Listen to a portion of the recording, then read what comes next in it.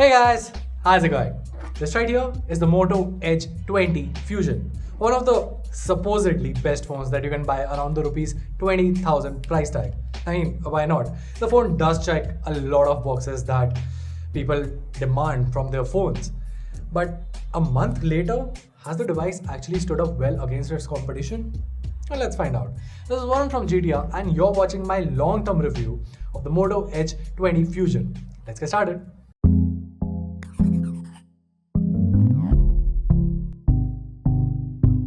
Alright, first things first, let's talk about the design. The phone does not get any points for looking super premium or anything because it does not look premium, but I think that's fine. Of course, it's all thanks to the polycarbonate build, but it's a sturdy and ergonomic design for sure. Now, most phones with a display this big are very tough to hold, but the S20 Fusion has a nice grippy design. Also, the 185 gram weight does make things better for sure. Now, in my testing, the back panel has survived most of the slight falls that I put it through, but I would still recommend getting a case nonetheless, because the camera bump here does sometimes get in the way and applying a case mostly evens things out. The phone is rated for IP52 for survival against dust and water, and while I only exposed it to a bit of rain, the phone has fared well against it.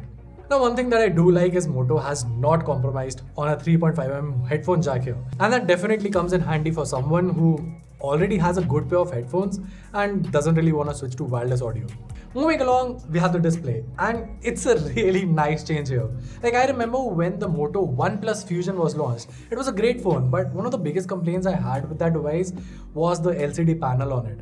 It was color accurate, but wasn't as vibrant as you would expect on a device in modern era, right? Well, with the Moto Edge 20 Fusion Plus, no, Moto Edge 20 Fusion, confusing names, but yeah, with the Moto Edge 20 Fusion, you get a display that's pretty damn good. This one is an OLED panel clocked at 90Hz, so it's nice to see that Motorola hasn't compromised on the display quality. Now, in the time that I've used it, the standout feature on this panel remains the color reproduction. It's really good, to the point that content consumption is a great experience on it. Now, interestingly, while Netflix does run at Full HD resolution, HDR isn't supported yet for some reason, even though this is, in fact, a 10-bit panel. But I guess a software update should fix that. As for the refresh rate, well, I still stand by my opinion that 90Hz is better than 120Hz because the difference between both of those things isn't that much, and 90Hz offers a much better battery backup. I mean, for me personally, it's either 90Hz locked or one of those adaptive refresh rates. Next up, we have the cameras, and that's where things get super practical. There's a 2MP depth sensor, which we can forget about, but we have an 8MP ultra-wide sensor and a nice 108 megapixel primary sensor. Now, in terms of photography, even after all the updates that the phone has received, the color science here has remained the same, which continues to be a divided opinion. You see, the Moto Edge 20 Fusion leans towards natural colors, which, well, if compared to its competition, do look less vibrant.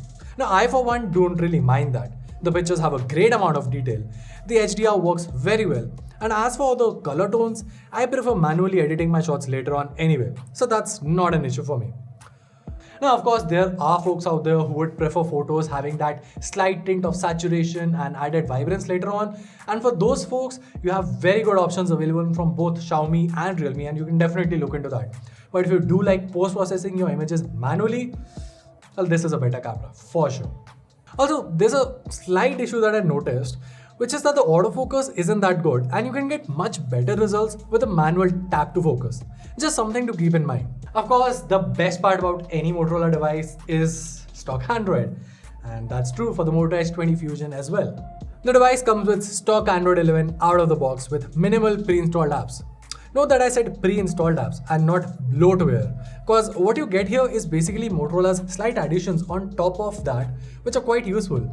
The Moto display for the lock screen and Moto actions for quickly enabling the flashlight are nice and subtle changes that I'm sure everyone will appreciate. Now, I'll admit that you don't get the ton of features that almost all custom skins out there offer, but what you do get is an ad-free experience, and honestly, I'm fine with that.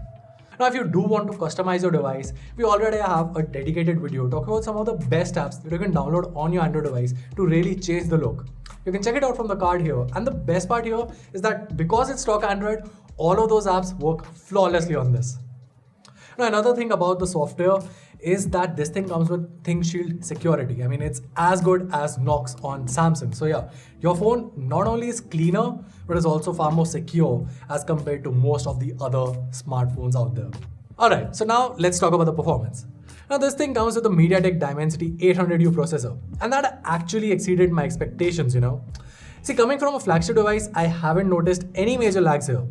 Of course, gaming is one area where mid-range chipsets like this can't compete with flagship ones, but for everything else, the experience has been mostly similar. And actually, even for gaming, the phone handles BGMI and Call of Duty just fine without heating much, so that's good. Also, yeah, this is a 5G chipset. Now, I'm not going to delve into much detail about 5G here because there is still no official announcement as to when 5G will be coming to India. But the good thing here is that this phone does support a lot of 5G bands.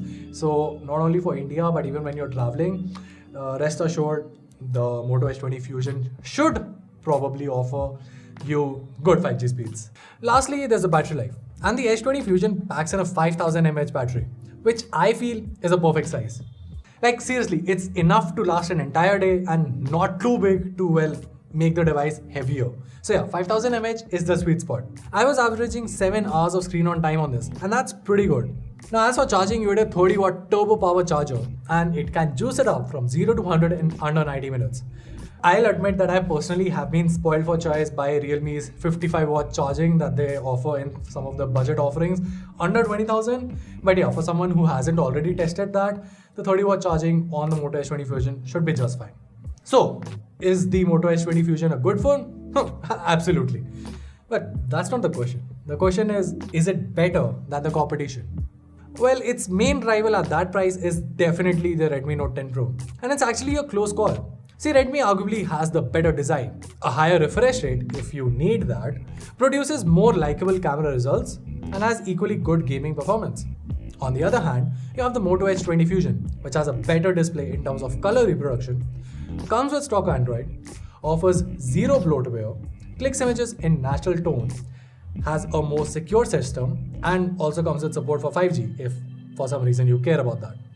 While I think that the Moto Edge 20 Fusion fits my needs personally better, obviously there will be folks who will prefer using the Redmi Note 10 Pro instead, and that's a completely okay call. At the end of the day, like I said, they're both great options and you can't go wrong with either of them. The good thing about all of this is that Motorola finally has a phone that can very well compete in this already competitive market. So yeah, that's always great for the customer. And well, that was it. If you like this video, make sure to let us know by giving us a thumbs up and subscribing to our channel for more awesome tech content. Till then, this is Ron from GTR, and I'll see you in the next one.